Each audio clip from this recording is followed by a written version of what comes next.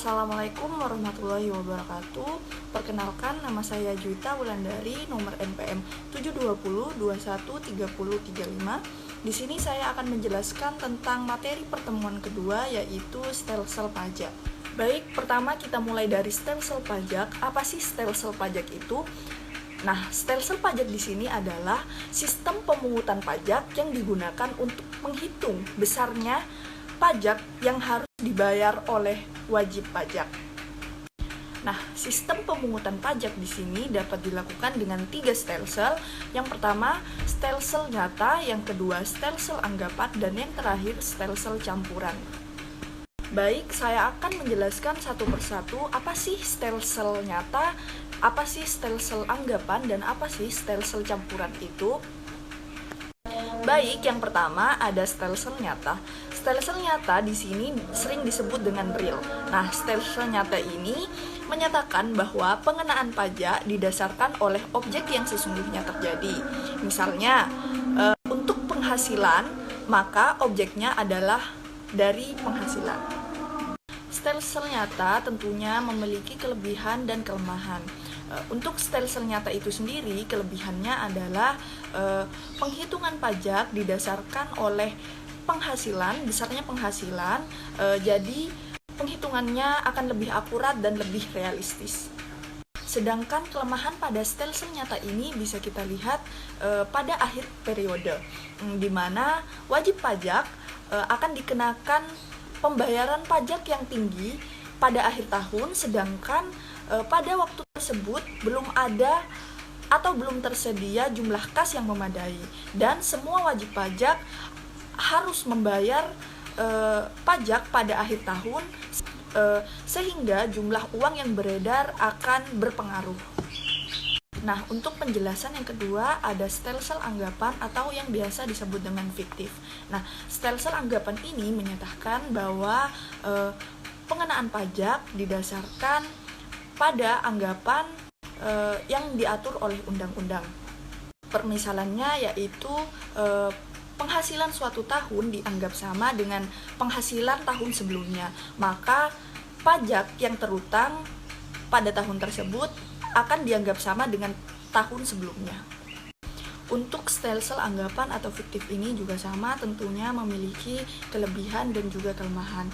Untuk kelebihan dari stelsel anggapan atau fiktif ini adalah pajak dapat dibayar selama tahun berjalan, tidak harus menunggu sampai akhir tahun atau akhir periode. Jadi, para wajib pajak dapat melakukan pembayaran pajak yang terhutang pada saat penghasilan yang tinggi atau dapat juga diangsur pada tahun tersebut. Sedangkan kelemahan pada pajak anggapan atau pajak fiktif ini adalah pajak yang dibayarkan tidak berdasarkan keadaan sesungguhnya, sehingga pembayaran atau penentuan pajak menjadi tidak akurat. Yang ketiga ada stelsel campuran. Stelsel campuran ini menyatakan bahwa pengenaan pajak didasari oleh kombinasi antara stelsel nyata dan stelsel anggapan. Kombinasi antara stelsel nyata dan stelsel anggapan pada stelsel campuran ini maksudnya adalah pada awal tahun penghitungan pajak dihitung berdasarkan anggapan, sedangkan pada nanti saat akhir tahun penghitungan pajak dihitung berdasarkan keadaan sesungguhnya. Selanjutnya saya akan menjelaskan tentang asas pemungutan pajak.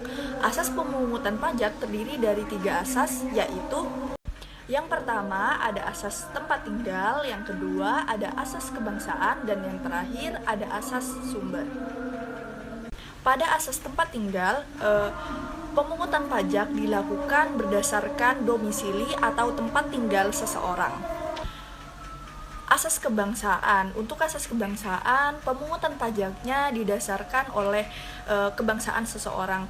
Maksudnya, jika ada warga Indonesia yang bertempat tinggal atau berada di Malaysia, tidak harus membayar pajak karena kebangsaan mereka bukan dari Malaysia.